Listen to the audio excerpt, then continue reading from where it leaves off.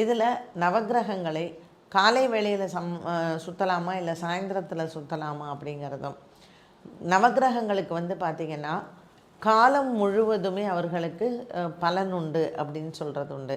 ஏன்னா சூரியனுக்கு காலை வேளையில் பலம், சந்திரனுக்கு மாலை வேளையில் பலம், சுக்கிரனுக்கு இரவு வேளையில் பலம், சனீஸ்வரனுக்கு இரவு வேளையில் பலம், குரு பகவானுக்கு பொழுது ஃபுல்லாகவே பலம்தான்.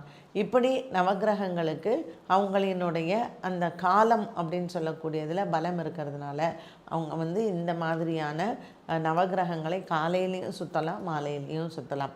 ஒவ்வொரு கிரகங்களுக்கும் தனிப்பட்ட பலம் என்பது உண்டு.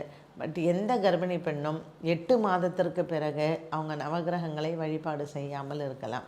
8 மாதம் வரைக்கும் நீங்கள் சுற்றலாம், 8 மாதத்திற்குமே நம்ம சுற்றக்கூடாது.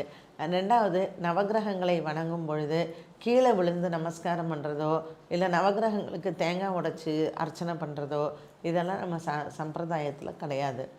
நவக்கிரகங்கள் என்பது தெய்வத்தினுடைய பிரதிநிதிகள் தான். இப்போ நீங்கள் காவல் தெய்வங்கள் எப்படி இருக்கோ நவக்கிரகங்களும் அதே போல தான். ஸோ நவக்கிரகங்களை நாம் வழிபாடு பண்ணுவதற்கான ஒரு அவசியம் என்ன அப்படின்னு கேட்டிங்கன்னா, அன்றைய நாள் இப்போ நீங்கள் செவ்வாய்க்கிழமை கோயிலுக்கு போகிறீங்கன்னா நம்ம நவக்கிரகத்தை சுற்றும் பொழுது செவ்வாய்க்கு அன்றைக்கி பலம் இருக்கும். நீங்கள் புதன்கிழமை போகும்பொழுது நவக்கிரகத்தை சுத்தரிச்சு அன்றைக்கி புதனுக்கு பலம் இருக்கும். ஸோ ஒவ்வொரு நாளும் நம்ம அந்த நவக்கிரகத்தை சுற்றும் பொழுது அந்த கிரகத்திற்கான பலம் அன்றைய நாளில் இருக்கும்.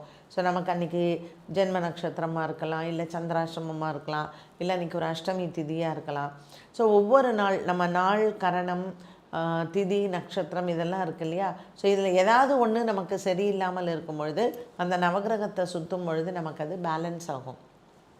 அதுக்காக தான் சொல்லியிருக்கிறாங்க.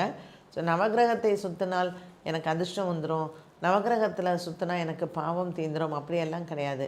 நம்மளுடைய அன்றைய நாளுக்கான தோஷங்கள் நிவர்த்தி ஆகும். அதற்காகத்தான் நவக்கிரக வழிபாடுகளை நாம் அன்றாடம் செய்கிறோம்.